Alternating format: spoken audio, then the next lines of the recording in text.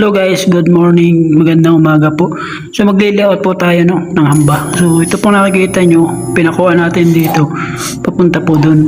So saka po dyan. So ito naman po pa ako sa taas na yung papababa. Yan. So kukunan mo po yung lanod ng hamba, no? So yan po yung pinaka-nosing niya, no? Yan. Yan po yung nosing niya dyan. So pag nagpalitada ka po, susundan mo yan. Yan po ang magkakanosing. Ano po? Yan. Yan po. Papunta sa baba. At yan po yung pinaka-nosing niya. Papunta sa taas. So ganito po mag-layout, no? So ito po siyang tamsi. Dadalhin din natin ang katulad dito. Yan, katulad din po yan.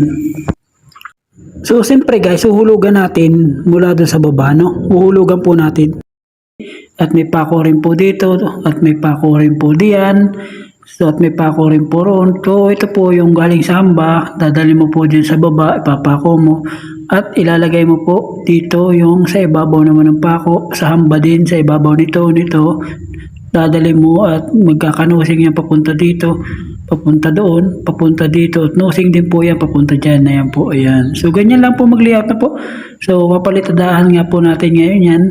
So madali lang po magkanosing yan. So titirahin muna po natin yung ilabas, no? So tara guys, so tara guys, samahan nyo si Mike Vlog. So ayan, natapos na po tayo pag-layout. So ganyan lang po yan, no? Ayan po kung nakikita nyo, may pako puro sa taas, may pako rin po dyan. So may pako rin din po doon. So may pako rin po dito sa baba, katulad po niyan. So yan po yung magkakanosing guys. So ayan po, at samahan nyo si Mike Vlog. Tayo po yung magpapalitada at gagawin na po natin. Tara, let's go!